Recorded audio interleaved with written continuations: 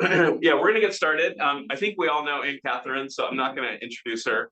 But let's open up in prayer here. Father, thanks for this second day that we could assemble here and learn more about how we can better educate our children. And I just pray for AnnKatherine and all the sessions we'll be hearing that you would give them a lot of effectiveness at ministering to us, giving us wisdom. And we pray that we could also get to know one another better and encourage one another in this journey of educating our children and discipling them into the likeness of Jesus. We pray these things all in his name. Amen. Right.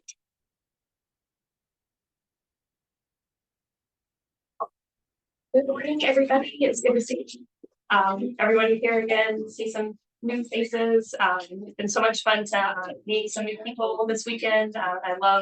I enjoyed coming last year for the same reason. I got to meet some new people, and I've met new people again this year, so it's always fun. So my presentation today is Adapt, Support, and Grow. And it's focusing on homeschooling strategies for students with developmental disabilities. So some examples: autism, ADHD, dyslexia, and beyond. And so that is a little broad overview. And then this is a schedule. This is really more for myself, just to kind of keep myself on track a bit, so that I don't go over time, because I could talk about this stuff for a long time. So for those who don't know, I'm a current special education teacher. I've been teaching for almost 8 years, and I've taught in a bunch of different special education settings. So everything from inclusion in the regular classroom to having my own classroom with students who have severe and profound disabilities. So I'm here to help you feel more knowledgeable and to feel more confident in your ability to teach your child. Learning challenges, special needs, and things like that are not as rare as people might think. They're actually fairly common when you consider all of the different categories. And so it is not uncommon for, a homeschooling family. It's not, absurd to say that you may have a child that has learning challenges or a learning disability or something along those lines. And so I want to give some support and practical strategies for you to use so that you feel more capable to meet those needs. And also to ease any guilt or fear you may have if your child is struggling. And then, like I gave the same disclaimer yesterday, so I'm not here to sell you anything. I don't have any kind of magical, thing to make it all go away or make it easier. But I do have some, genuine advice that I can give that, to work towards a solution. And I'm not here to just talk, but not actually give solutions, because that's really frustrating. So I want to start off with some what I call key truths to kind of get our mind in a good space to really think about all these things going forward. And the one I want to really start off with that's really close to my heart is that people with disabilities are fearfully and wonderfully made. And just on the surface, people are going to hear that and be like, oh, well, yeah, obviously, everyone is fearfully and wonderfully made. But the reason that I really want to emphasize that is that in my experience, even starting in college, when I would tell people I'm majoring in special education, or when I tell people now that I'm a special education teacher, there's a couple of different responses. A lot of people will say oh, teaching in general is really hard. Wow, that's great. And they're right. Teaching is hard. And so it's okay. And some people just kind of say, oh, that's great. That's wonderful. But over the years, I've had a lot of people that when I tell them that, they're like, oh my gosh, I could never do that. I don't know how you do that. It takes a really, really, really special person to work with students who have, the special needs and things like that, or disabilities. And in the beginning, I kind of took it okay, well, they're just showing me admiration, or they're just trying to make me feel nice. But over the years, it really started to get to me, because after that period of time, I'm like, what's so bad about my students that you think that that you need to pity me? They're the ones that are coming to school every day and working through these really hard challenges. They're the ones that are struggling, and they're the ones that are, putting in all this work. I'm working hard, but that's my job. They're the ones that really deserve a lot of respect and admiration. So, and so I just want us to kind of shift our mindset to think, that it's that, to kind of move away from that and just focus on children and, people with disabilities are fearfully and wonderfully made, and they are, valuable and important. And for someone to work with them or to, be in that world, it's not something to pity or to, or anything like that. And it's because it's not impossible. And there's not this, grueling, awful task, to meet these needs. So in the key truth number 2, another one that is really important, and it'll kind of tie into the third one. A disability does not mean that your expectations are lowered or that you're putting in less effort. It actually means that you're working harder. And we'll see when I go to the next truth of why this is so important.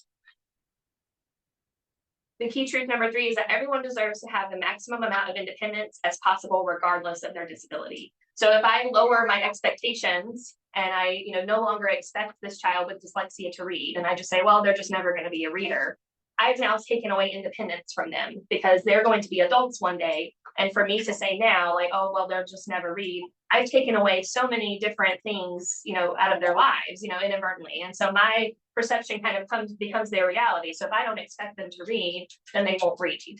So I have to match those. I have to make that match, right? So if I expect them to still do great things, then the hope is that they will. But if I don't expect anything from them, then they won't, right? So, we'll kind of talk in a little bit about the difference between lowering expectation and adapting expectation and providing supports instead. So that's that. And then a kind of bonus truth that I wanted to put in is that you are completely capable of meeting your child's needs, even if they are complex. But just like with typically developing children, like it takes a village, right? So even though I'm a special education teacher and I have a degree and I have all this experience, I'm not a physical therapist. I'm not an occupational therapist. I'm not a speech therapist. I'm not all of those things. I have strategies that I can use and things that I can implement.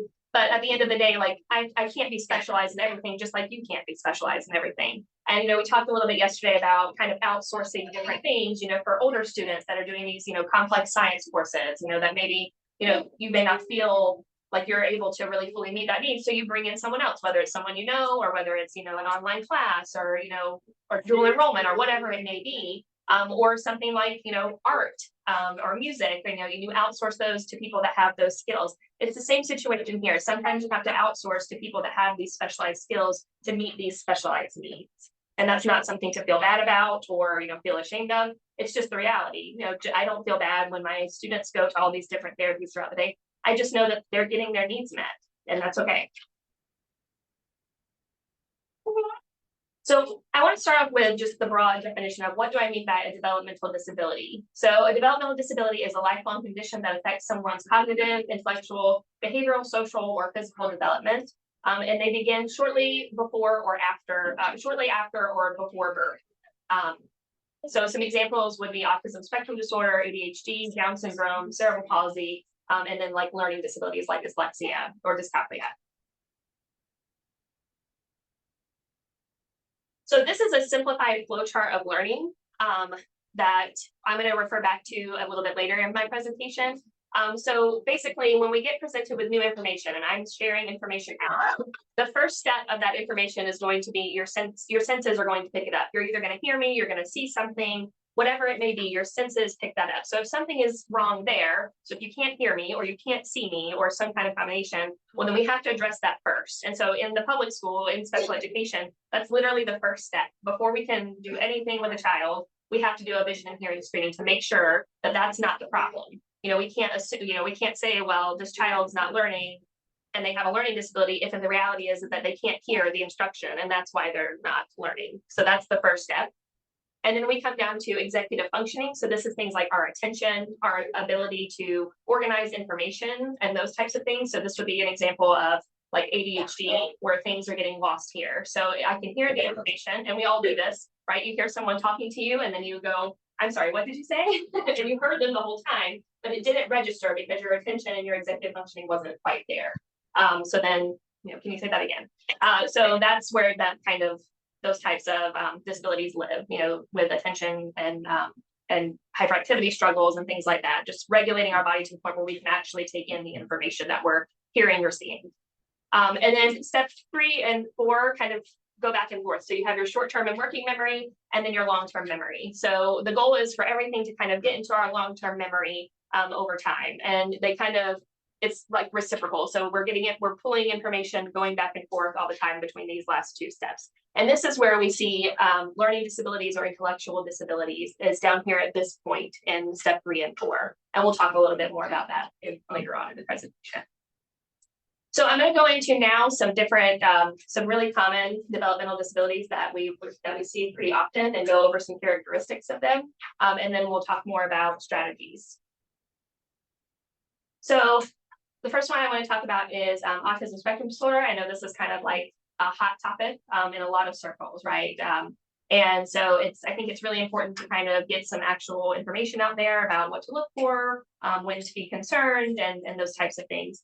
So autism spectrum disorder is a developmental disability that is neurological in nature. Characteristics of autism typically present in the first 2 years of life. And so we just have some different characteristics here. It's a common misconception that children who are, have autism or autistic, they're totally fine until they reach this certain age, and then we see like a big regression. And sometimes that may appear to be the case, but we can actually start seeing signs of autism as early as like 8 and 9 months old. A lot of times parents don't pick up on it because they're very like small. So for example, not responding to their name or making facial expressions at 9 months old. So, it's like, oh, well, that's just who they are. They're just kind of quirky. Like they just don't turn when I call them, and that's just who they are. And we don't really think that those types of things are like a huge deal, but it's just one of those pieces that over time we'll look back and we'll go, oh, okay. Doesn't play simple interactive games, so like peekaboo and that type of thing, or use simple gestures by like 12 months, so like waving, bye-bye, and that kind of stuff. Doesn't point to things or share interests with others, so pointing is a big one, like being able to point and say, look at that. Does your, these are, again, really, really small things that we might not pick up on really early on. Doesn't join, and then as they get older and we get past that like 2-year point, we're looking at more complex skills, like do they join other children in play? Do they use imaginative play? Or do they notice when other people are hurt or upset? Do they seem to perceive other people's emotions? Are they affected by them or not? And then we kind of come into this other category of restrictive and repetitive behavior. So like, for example, lining up toys instead of playing with them, or just only focusing on one piece of a toy, right? So like if I have a toy truck, I'm not actually playing with it and, saying vroom, vroom, and, that kind of thing. I'm just looking at the wheel and spinning it and looking and spinning it and spinning it, and spinning it, instead of playing in it with the toy like the way that you would expect them to play with it. And that goes along with playing with toys the exact same way every single time. So like a fixation or like being stuck in a behavior. And then we have kind of like self-stimulatory behavior. So like clapping hands, rocking back and forth, spinning, unusual reactions to sensory stimuli. So like really, really strong reactions to smells or taste or certain textures. And then things like obsessive interest or repeating words and phrases over and over again. And then some other characteristics, it's very common to see delayed language skills, delayed motor skills. That's fine motor like writing, and also gross motor like, being able to jump and play and that kind of thing. Balance and coordination. We also tend to see some hyperactive, impulsive, or inattentive behaviors, and then sometimes excessive anxiety or stress over things. And unusual mood and emotional responses. So a lot of times when I present, or when I share these kind of characteristics, when people hear these characteristics, are like, oh, well, my child does that and that and that, like, should I be concerned? And so it's important to know that it's common for children and even adults to have some characteristics here and there, right? But the key is how much these characteristics impact daily living and learning. So when we're looking at this, well, my child likes to, rock back and forth when they get excited, and they also do this, but how much is it actually impacting their daily living? When we think about all of these characteristics, we're asking ourselves, to what degree is this actually impacting them? So, let's say that they are more of an independent child and they're not playing as much with others. Is it to the point where they're like, they absolutely refuse to play with others? Like, is it impacting them? Do they have friendships? Do they have relationships? Those are kinds of the questions that we ask, like, how much is this actually impacting them? If it's not much, then it's not always a reason to be concerned, even if you see some of the characteristics. But if it seems like it is very much so like impacting their daily life, then that's when we might need to be concerned. So strategies for supporting children with autism in the homeschool environment, or just in any environment really. So things like first then charts. And so what this looks like is, kind of making a chart that has, you can use pictures or just words depending on, what the child needs. And it's saying basically first we're going to do this and then we'll do this. So typically it is first we're going to do work and then we will play outside, or then we will watch our favorite show, or then we will have a snack. And part of it can be an incentive. So like, I know I have to do this first before I can do what I want to do. Or it can just be to prepare them for what's coming next. We see a lot of times children with autism really struggle with transitions. So moving to one place to another, this is especially difficult at school when we're moving to art class and we're going outside and we're going to lunch. Transitioning between activities can be really challenging. So that can also kind of be like a forewarning of like, first, remember we're going to do this, and then we're going to go to the library, just to give them some preparation for, what is coming. To go along with that is it's also really nice to have things like visual timers and schedules. So, having kind of a visual schedule for your day, what your day is going to look like the best that you can. Things are unpredictable sometimes.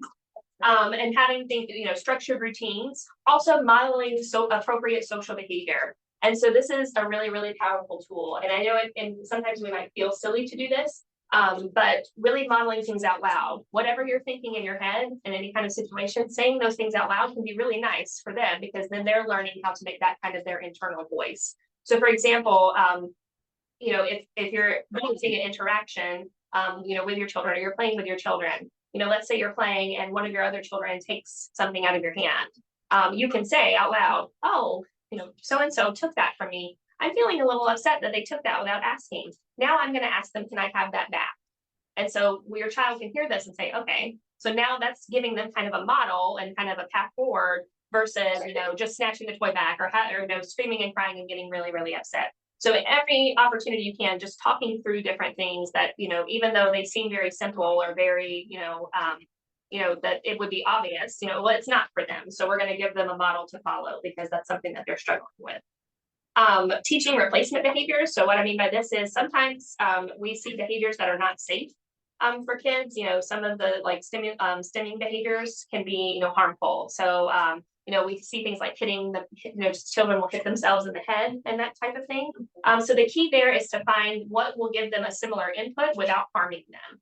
So for example, instead of hitting themselves in the head, we can replace that behavior with something that will give them that same kind of sensation, like a swing. So what they're looking for is like a certain type of input. So instead of hitting myself, I can swing. I can kind of maybe hit up against something soft, like a pillow or something like that, and kind of give me that same feedback. But it's not something that's going to hurt me. Another strategy would be to model comprehension thinking. So what I see a lot is that children with autism really struggle with reading comprehension. We'll often see hyperlexia, where the decoding piece is like, no big deal. They can read just fine, like actually reading the words on the page. And they'll read entire pages, no problem.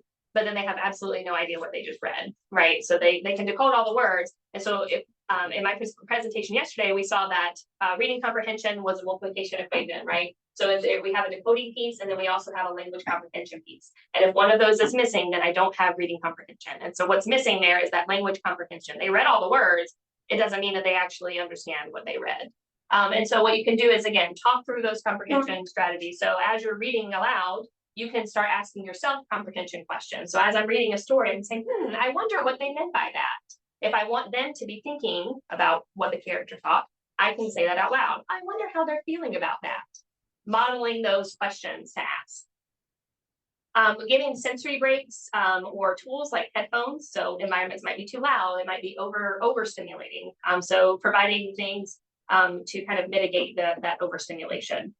And then other visual support. So I've even made booklets like with different pictures of like what's appropriate, what's not appropriate. And I've had students have to take those around, and it really did help them. So when it's circle time, I have a whole flip book and I'm putting it up front with the circle, and I have the expectations in visual form of like what the expectations for circle time is. I'm sitting flat on the floor, my hands are in my lap.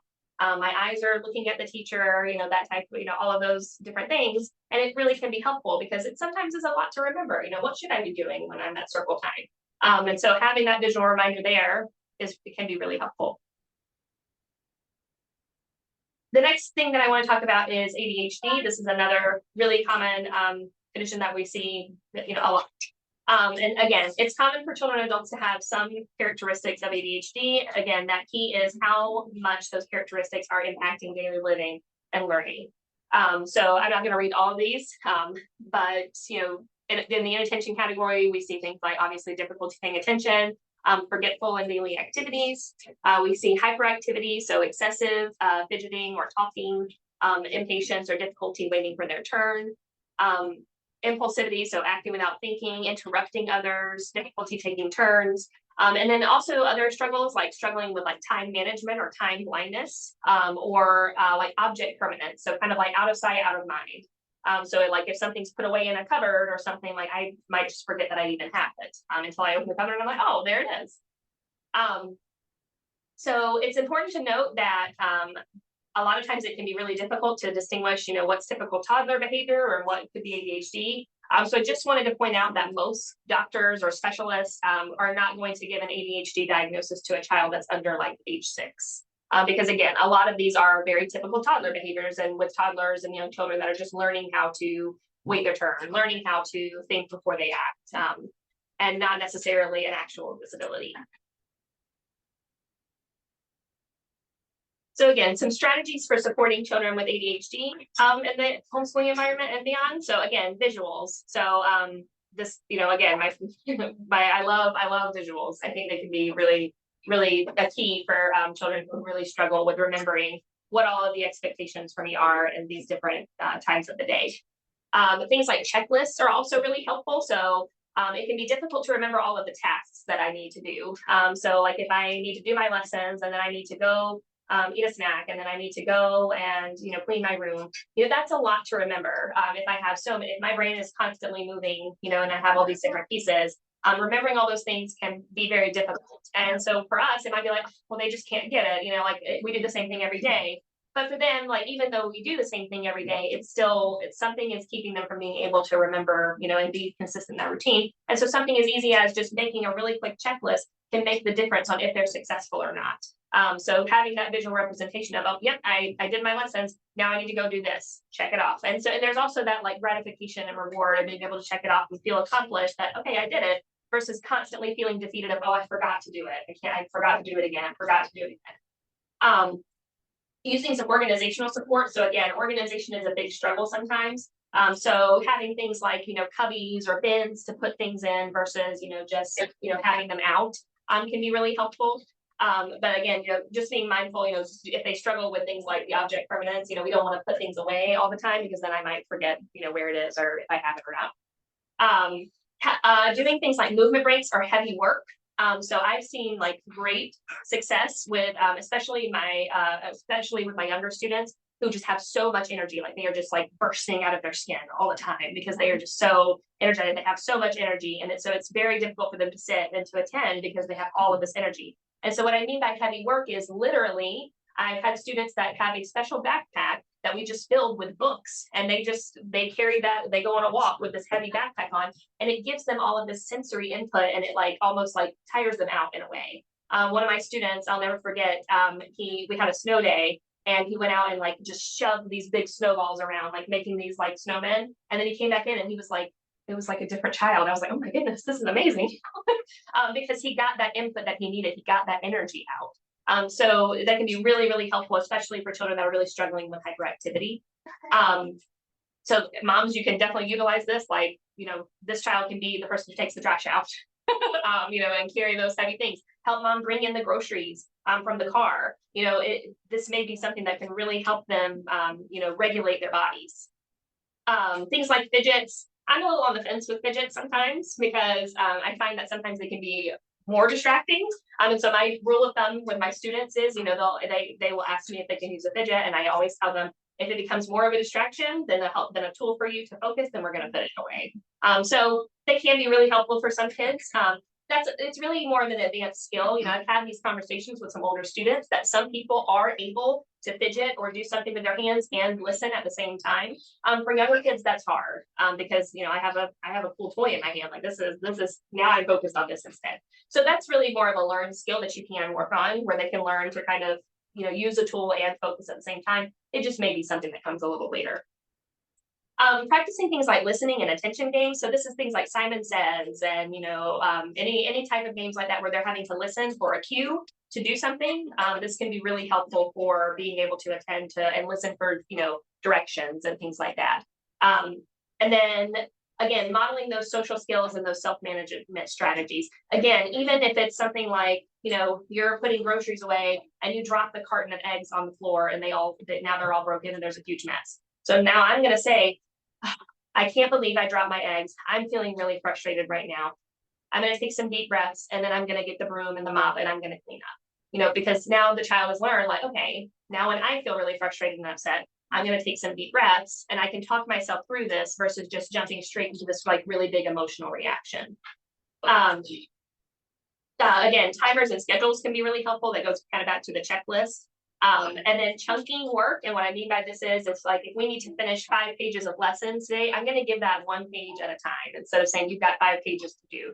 That can feel really, really overwhelming, and it can almost feel like impossible. Like, I have all this work to do. So instead, what you might do, instead is I'm going to give 1 page at a time, and then in between all those pages, we're going to take a 5-minute, stretch break, or a dance break or something like that, just to get some of that, energy out, and just to kind of, reset a little bit before we come back and do more work. Minimizing distractions in the work environment. This is going to look different for everyone. Some people, and this is true for, adults and everyone, some people focus really well if they are listening to music. Some people can't listen to music and focus at the same time. So it's going to depend on the child. Do they work better, with headphones on and listening to some like relaxing piano music, or do they need it to be like silent? It's gonna just really depend on what their actual needs are. But doing things to help them, support their focus in the learning environment. And then clarity and consistency with expectations is also really important. Being very, very direct on what the expectations are. And laying them out, from the beginning. This is a big thing that we do in public schools, where the first 2 weeks, sometimes beyond, depending on what you're working with and the students that you have, I'm really just hammering in, this is the expectation for the classroom. This is the expectation for the hallway. This is the expectation when we go to lunch. This is the expectation when we go to recess. And really laying out what those expectations are really, really clearly. So then that way, as we go forward, when something is going wrong, I can say, oh, remember, I can ask, what are the expectations for the classroom? Oh, I'm sitting quietly and my eyes are on the teacher, whatever it may be. What are my expectations for the hallway? I'm silent in the hallway. My hands are by my side. I'm not touching the wall. I'm not touching the artwork that's hanging up my hands because my hands are by my side. And it kind of reduces that going back and forth of, well, why can't I do that? Why do I need to do that? Why? Well, because those are the expectations. Remember, we talked about what the expectations for the our working time is, and this is what they are. And so I need you to follow. So the next area that I want to talk about is SLD and IB. So this is specific learning disabilities and intellectual disability. And we're going to talk about what the difference between those two things are. So a specific learning disability impacts an individual's ability to read. So dyslexia, to write. So that would be dysgraphia, or do math, which would be dyscalculia. Some people also say dyscalculia. I'm not really sure which one is correct. I've heard it different ways. So there are different ways to identify a specific learning disability. A lot of times what the first indication will be, if there's like an evaluation performed, is that there's often a discrepancy between a child's cognitive functioning and their like learning abilities. So they may have, average cognitive functioning, so average IQ, average processing, average, in this average range for these areas, but then we're seeing their reading is way below average. So that's a red flag. That's not typically the only way, because you can also see some, lower scores in the cognitive areas if they do have a learning disability. But that's just one kind of indicator. And then also what we look for a lot of schools, and what, you could look for also, is kind of this response to intervention. So like, let's say you've started teaching reading and they're just not quite getting it. So then you kind of amp up your instruction with them, and you're doing a lot of extra practice with them, over weeks and months, and you're still not seeing progress. And so that would be an indication like something's wrong. Like if you're giving a lot of one-on-one attention, you're giving a lot of repetition and a lot of review and things like that, and there's still not progress, that can be an indication that there is a learning disability or something going on. On the flip side of this, so an intellectual disability is characterized by a below average cognitive functioning and below average adaptive skills. And so adaptive skills are daily living skills. So hygiene, following really basic routines, all of those types of things that are just kind of essential for, daily living. Can my child go get a snack on their own? As they get older, like, can they use the microwave independently? Like, these are the types of things that we're looking for. Like, do they understand how to do that? Can they navigate the home independently, or do they get lost? Or can I trust that if I walk away down the aisle at the grocery store, that they're not just going to wander off, but they're going to kind of, look for me and follow me. These are all examples of daily living skills. And so an intellectual disability is characterized by below average daily living skills and cognitive functioning. So things like processing speed. This is where we would see like a below average IQ, and below average working memory, and visual spatial skills, and those types of things. So some conditions that are associated with intellectual disability would be like genetic conditions like Down syndrome or Fragile X syndrome.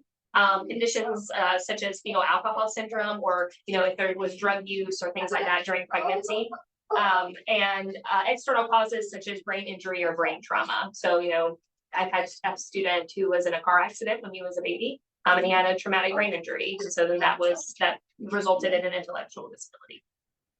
And so one of the other keys that I wanted to point out here, if we go back to this simplified flow chart, is when we look at a learning disability, something is getting lost here. So the information is coming in, it's making it through sensory, maybe it's getting a little hung up here in executive functioning, but then it's going on. But then here when we get to this working memory, and as it's, this part here where it's supposed to move from working memory to long-term memory, information is getting lost, right? So we're presenting the information and it's not quite making it to long-term memory. It's kind of, we're not sure what happens to it, but it's not making it. So when we think about dyslexia, we're repeating this information over and over and over again, and we're practicing and practicing and practicing. And it's just something is getting lost. And so we have to use all of these different strategies to get that information into the long-term memory. And it will eventually, but it's just a struggle.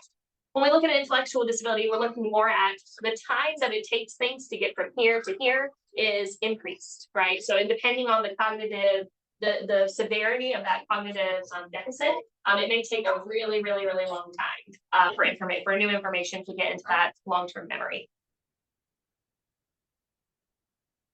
So some strategies for supporting children with specific learning disabilities and intellectual disabilities. So we talked yesterday about dyslexia and how we use things like Gordon-Gillingham or different approaches for students with dyslexia, multisensory reading approaches to really, really help them to overcome those struggles and to learn. With intellectual disabilities, we're going to be looking at a lot of concrete based instruction strategies. So I use Touch Math. That's just like a math program that uses a lot of manipulatives and like touch points on numbers to understand the concept of numbers, but just using also just manipulatives, right? So instead of just saying 3 + 2 is 5, like I'm breaking out the cubes, like, or the little bears or whatever I have, so that we can actually see what 3 looks like and what 2 looks like. And when we put them together, now we're going to count them. And that's going to take a lot of, again, we're just coming back to those actual concrete strategies. Programming specifically designed for students with intellectual disabilities. So they are out there. There are some different curriculums and programs for students, for these students. One example that I can think of is EdMark. So EdMark is a reading program designed for students with intellectual disabilities. And that looks a little different than the structured literacy that we talked about yesterday. Because as we saw, structured literacy does have a lot of steps. It's not necessarily like grueling or super time consuming, but it is a lot to remember, and it is a lot going on, which is good for our students with learning disabilities, because then that's opening up all of these different pathways for this information to get to what needs to go. But for a child with an intellectual disability, it may be actually too much. And so a lot of structured literacy programs will actually have like a minimum IQ, because they know that after a certain point, it may not actually be beneficial for a student with an intellectual disability. And so programs designed for students with intellectual disabilities are, taking a different approach, to teach reading or to teach math and things like that. Focus on life skills and transition planning, real life applications. So a big thing that I really emphasize for parents who have children with intellectual disabilities is, even if they're really young, start planning now for, what your goals are for them. Look at programs in your area, are there day programs for them to go to once they, finish, or get to a certain age? Are there vocational, job programs in your area that can help with job training? All of these things, because again, we're going back to that independence. Even if someone has, an intellectual disability, they still need independence, you know, and what I tell people all the time, and what I tell parents, you know, is the reality is you are not going to be here forever. You know, you're not going to be here to take care of them forever. And so you want to, you know, give them the tools for as much independence as they reasonably can have, to advocate for themselves, to work, to, you know, have fulfillment in, you know, the world around them, to have meaningful relationships, to have all of these things, because they deserve it, right? They deserve to have those things. And, you know, and sometimes when we coddle them or we want to do everything for them, and it is really hard because, you know, they just struggle. And so we're like, oh, we'll just do it for you. You're taking those opportunities for independent learning, even if you have good intentions. And so also, again, modeling that appropriate social emotional behavior, and implementing strategies for behavior support if needed. So, you know, a behavior chart or like some kind of token behavior system, if you follow expectations many times, we're going to earn this many tokens, and then we're going to, you know, trade that in for some kind of prize. You know, that can be really helpful for students with intellectual disabilities because they're seeing like these rewards come in and they're like, oh yes, this is nice. So strategies for both populations would be things like specialized instruction and programming, a lot of repetition in strategies, a lot of repetition and review, visual supports through routines, strategies, etc. Adjust how knowledge is demonstrated or how mastery is demonstrated. And so what I mean by this is be a little bit more flexible on how they're actually showing their learning, right? So if I know that my child is really, really struggling with writing, and, you know, I want them to write a report on, you know, this book that we read together, maybe writing isn't the most important thing. If I just want to know if they understood what we read about, they can type it, they can tell me, you know, it doesn't have to be so rigid of like, no, you have to write it down. You know, really prioritizing what's the skill I'm looking for here and what needs to be the priority. And embed supports and accommodations into different activities and utilizing technology. So audiobooks are great. I just had a conversation with Jeff yesterday about AI. I know AI is like super scary, but I actually do think it's doing some good things in terms of this. Because we are in a world now where I can open, you know, Magic School, which is an AI program specifically designed for teachers and, you know, in education. And I can type in or paste a book or a passage, and I can say, rewrite this to a first grade reading level, and it will do it. And it will condense it down, and it will simplify it, and it will do all those things. So now my child who's, you know, 5 grade levels behind in reading can now read the same types of things that my other students or other children are reading on their level, which is amazing, right? You know, now that's giving them, again, that independence and that agency to be able to be included and, you know, and feel more normalcy in their lives. Something I wanted to talk about was adapting. How do I adapt expectations without lowering them? So this is a big thing where it's like, well, you're telling me not to lower the expectations, but like, you know, but then you're also telling me to do this. Like, how does that go together? If I lower my expectations, then my ending expectation of like what the ultimate goal is has either fundamentally changed or has gone away completely. But if I adapt my expectation, add supports, my ending expectation can stay the same, but the path to get there may look different. The result might look a little different, but it's still the same overall expectation, right? So I'll give an example of what that might look like. So I have this example story here about Melanie. So Melanie currently cannot get through story time at a library without having a meltdown. So 5 minutes into story time, she's screaming and kicking and crying. If I were to lower my expectations, that might look like accepting that Melanie will just always have a meltdown at story time. Like, and I've just conditioned myself to expect it, and, you know, we're going to go try to do it. But then when we start having a meltdown, we're just going to leave. You know, and I just expect that this is going to happen every time. Or it might look like no longer expecting her to participate in story time at all. So I don't even go to the library anymore. We're not even going to try it because, you know, I know what's going to happen. Neither of these benefit Melanie, who fundamentally needs to learn how to listen to a story in a social setting, right? So there's a lot of things going into story time. There's people around me, there's somebody talking, and that's a skill, right? I need to be able to focus on someone who's sharing information with other people around me and other things happening around me. And so that's kind of that basic skill, what I'm really looking for. It's not necessarily story time specifically. That's not really a skill. You know, I don't go to the library as an adult and listen to story time. But I do sit around people and listen to someone talk. You know, that is a skill that I need to have. So adapting expectations so that Melanie can be successful might look like gradually increasing the time that we're going to participate in story time. So if I know 5 minutes right now is the max before we start having a meltdown, we're going to go and we're going to sit for 3 minutes, and then I'm going to get up and we're going to take a break. We're going to walk around for a bit, and then we're going to come back and sit down and try to go for a little bit more time. And over time, I'm going to build that stamina. Let's say story time is 20 minutes. Now, instead of just giving up and saying, well, I'm just going to expect the meltdown at 5 minutes and then we're going to head out. You know, I can now say, okay, we're gonna listen 3 minutes, and then, oh, let's go look at some other books, and you know, because now I've had a reset, right? And then now I can come back and I can go 3 more minutes, and then over time we're building up that stamina, and I didn't have to lower my expectation, because my expectation is still that we're going to sit and we're going to participate in story. Or it might look like, you know, Melanie needs some kind of fidget or some kind of thing to keep her hands busy to stay regulated while we're listening to the story. Because again, as an adult, I can sit and fidget with my pen while I'm listening to someone talk, you know, as long as I'm doing it quietly and I'm not distracting others. You know, that's a skill I can use, and that's a tool I can use to stay, you know, to stay present and to stay focused. And people do this all the time. You know, some people doodle while they're listening. People, you know, have all kinds of things that they do to help them focus. So it's okay if that's what Melanie needs. Or maybe Melanie needs headphones because it's actually too loud in the library, and that's what she's really struggling with. So we're just looking, you know, for ways that we can adapt and provide support, but we're not taking the expectation away. So this might also look like if I have a student who has dyslexia, I'm not just going to throw my hands up and say, well, they're just never going to read. You know, it might look different, right? It might mean that they're below grade level for, you know, many, many years, and they may never be on the level that they need to be, but I'm still expecting them to read, right? That's the goal, like to be able to read, you know, because are they ever going to be reading Shakespeare independently? Maybe not.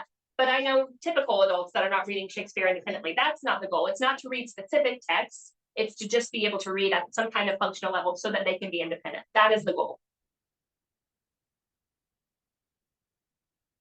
So I wanted to take this next section to talk a little bit about different resources for parents to use in their homeschooling journey if they suspect that something is that their child might have a disability, or to share with other parents who might be struggling. So birth to 3, every state has an established early intervention program. So it is like it's not a national program, but every state is like basically required to have some sort of early intervention program. This is often called birth to 3 or simply early intervention. You can just Google early intervention in my state here, and the resources will come up for who you need to contact. So if your child is 3 years old or younger, you can reach out to early intervention, the early intervention program in your state for an evaluation. And so someone will typically come to your home and do an evaluation. So let's say, for example, your child is 2, 2.5, and they're not speaking at all. You know, they don't have any words. You can reach out to early intervention. They can come to your home and they'll do a speech evaluation to see, is there some kind of speech delay? Is there something else going on? And they'll be able to kind of give you more information. And then let's say that something is going on, then they can provide services. So early intervention will provide support and services. An early intervention specialist will typically come into the home, and then they'll show you strategies to use with your child, and then you use them every day. And then that's where you see growth happen. Some other diagnostic resources. I don't think a lot of homeschool parents know that you actually can utilize your local school district, even if you're homeschooling. So let's say your child is older, you know, they're no longer in that birth to 3 range anymore. You know, they're 10 or, you know, whatever it may be. You can reach out and submit a request in writing to your local school district and say, you know, I'm a homeschooling parent.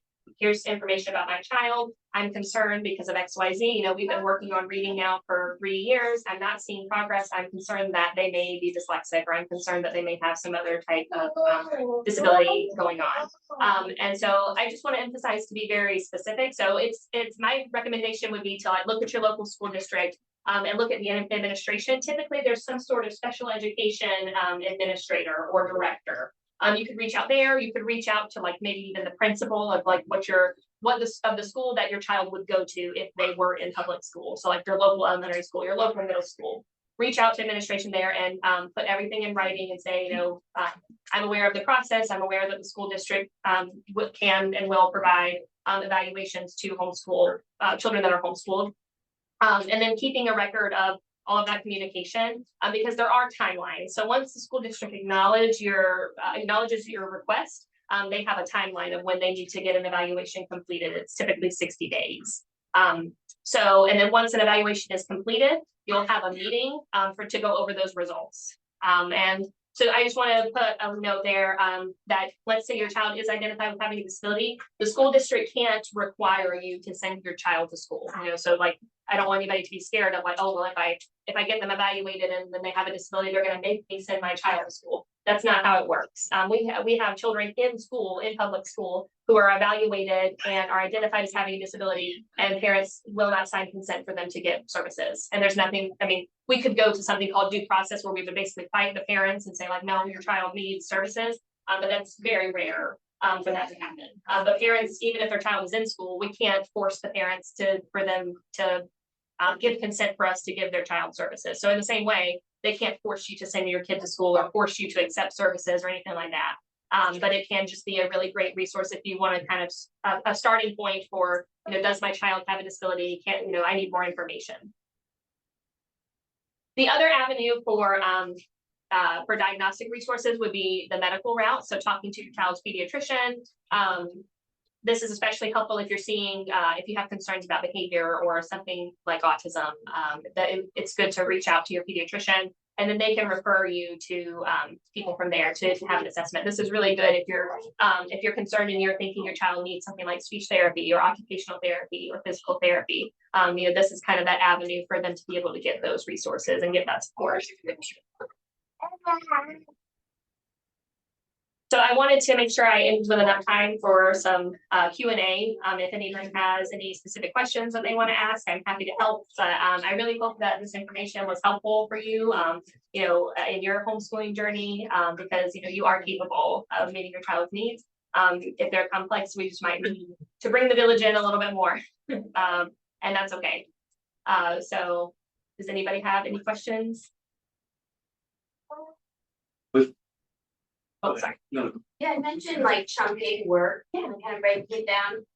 How do you keep motivation up if they just feel like it keeps coming and coming? Like if it's like, oh, we gotta break it down. Oh no, there's nothing to do. Yeah. So what I probably would do is I would like kind of prime with the expectation at the beginning of like, hey, we have 5 tasks that we need to get done. All right, we're gonna start with this one, and then what would you like to do after we do that? Do you want to do a dance party? Do you want to do a stretch break? Do you want to do this? And kind of give them that like agency, that like that and that excitement of choice of like, oh, I really want to do this. Okay, so now we did this. I'm going to set a timer for 5 minutes or however long it might be. And then after that, what are we going to do?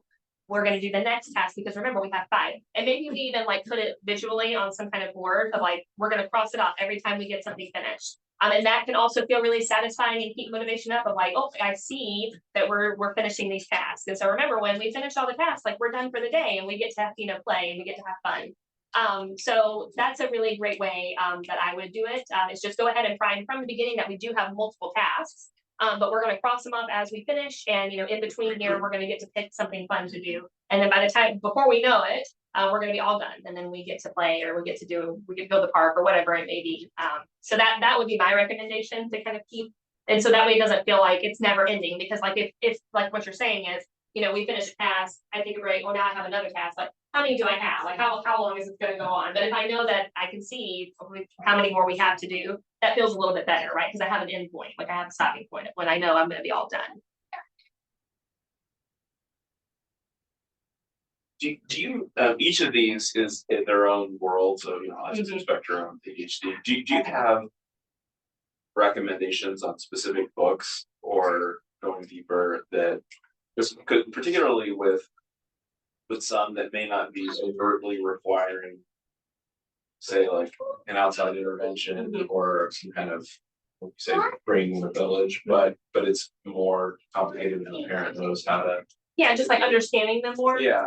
I don't have any personal like book recommendations because I just haven't read a lot of books like that. But they are out there. I could definitely look into that though, and like, let you know. And as a special ed teacher, what did you have to do for these different, like each of the different conditions? It was more of just like throughout college, like learning from books about like teaching special education. It was more of like not really necessarily like an educational book for like parents. It was just more from like a teaching perspective of like, these are the characteristics. It was very kind of like cut and dry, like these are characteristics, these are teaching strategies. I don't have a lot of like like parent-friendly books that I can think of off the top of my head. I know that they are out there though. Like there are popular books that are like, oh, this book helped me understand my child. It's helped us so much. You know, I'm just not the best person to ask for book recommendations because I haven't read very many of them. I was thinking about the third point in the learning flow chart, like the short-term working memory and a child that really struggles with that.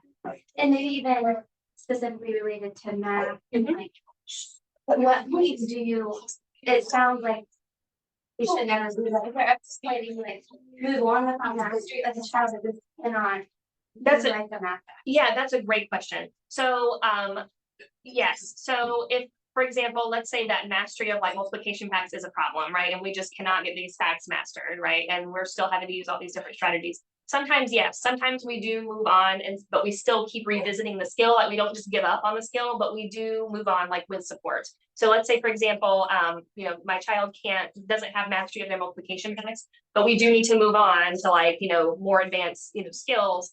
So then I have a multiplication chart for them to use instead in the meantime, so that we can move on to other skills that are using multiplication, but we're still not letting go of practicing multiplication. So it may just not be what I'm focused on every single day anymore, but we're still practicing and we're still revisiting it. But yes, we can move on to other things. It's a little different with reading. I don't like, for example, like if your child has not mastered CDC words, right? They still can't read these 3-letter words.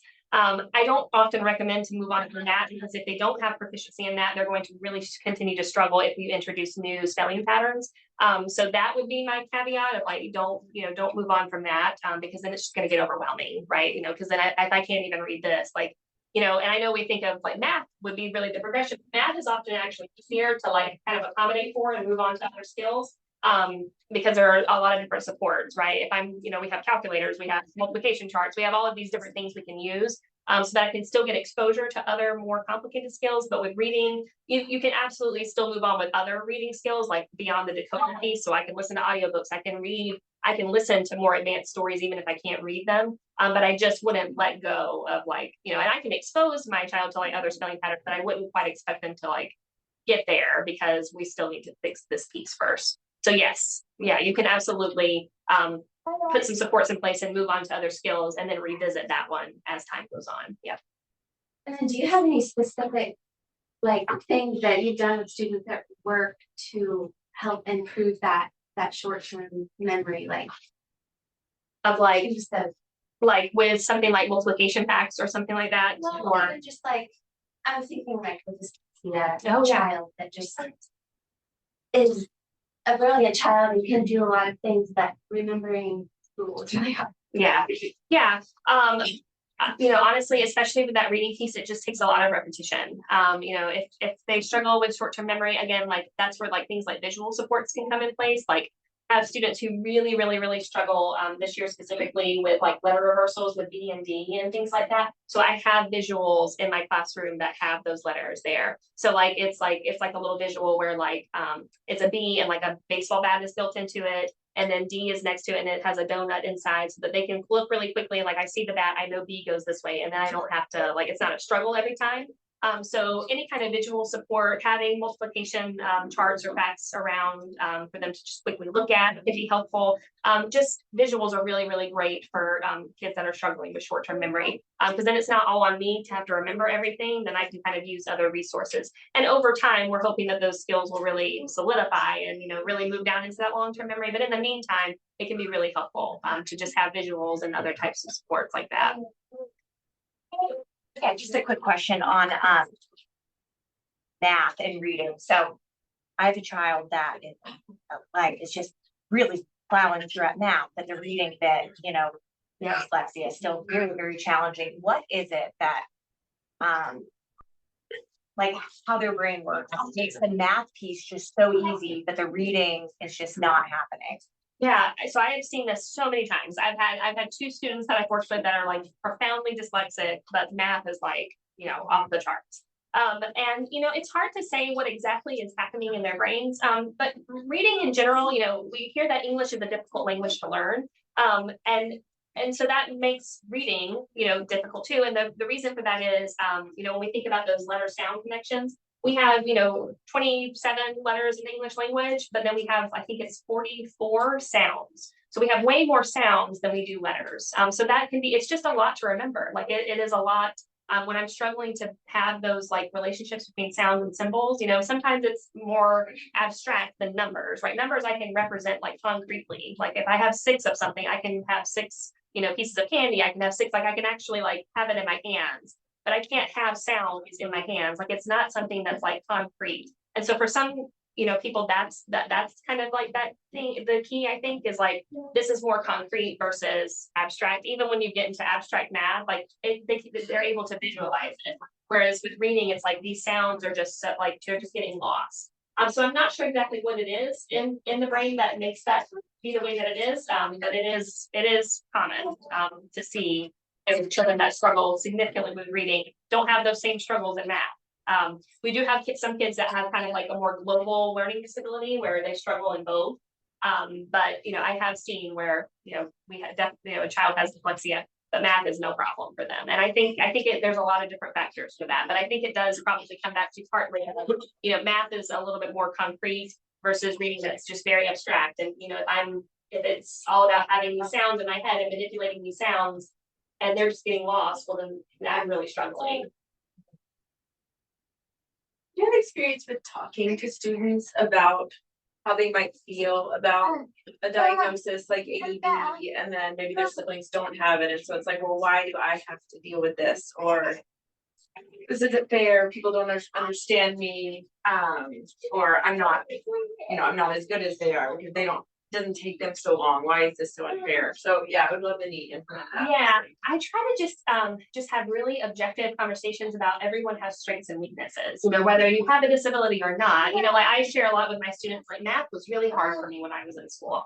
And it was really frustrating and I really struggled. But here are things that I'm really good at. So just, and I try to relate that to them of like, what are things that you're good at? And so I have them try to really focus on the things that they are good at. What are your strengths? Well, you're really strong in this and your brother isn't, or your sister isn't, or this other student isn't. Like you're a great artist. I'm not a great artist. Maybe one of your siblings is, maybe they aren't. Everybody has these strengths and weaknesses, and it has nothing to do with how valuable we are as a person. Like just because I'm struggling with math doesn't mean I'm not good, or something's wrong with me fundamentally, or I'm not as valuable as a person. It's just something that is a weakness because everyone has strengths and weaknesses. And sometimes those weaknesses are, really significant, because I have a disability or because of, whatever it may be. And again, but that doesn't mean that, I'm, broken or as a human or anything like that. It's just an objective, fact of how life is.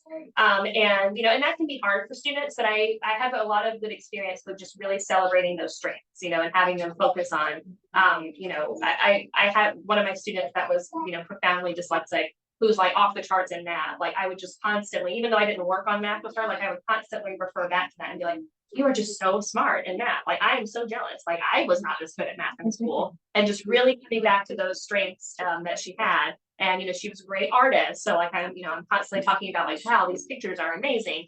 Just to really build that confidence of even though this is something I'm struggling with, I still have so many good things, like so many things that I'm good at.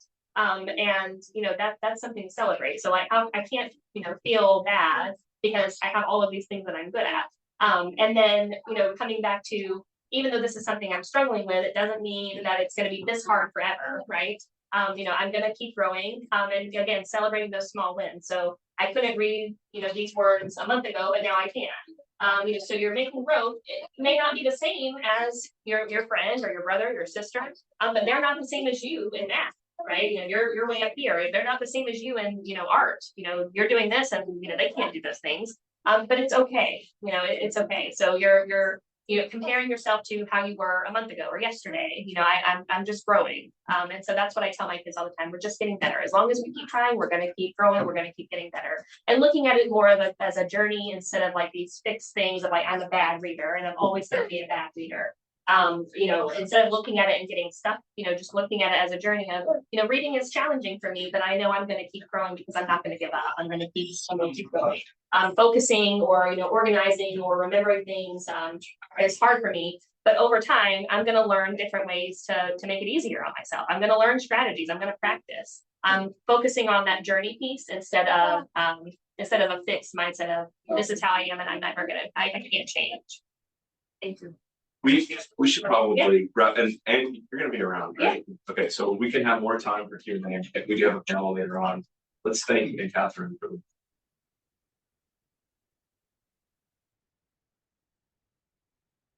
I actually wonder whether or not one of the answers to that last question is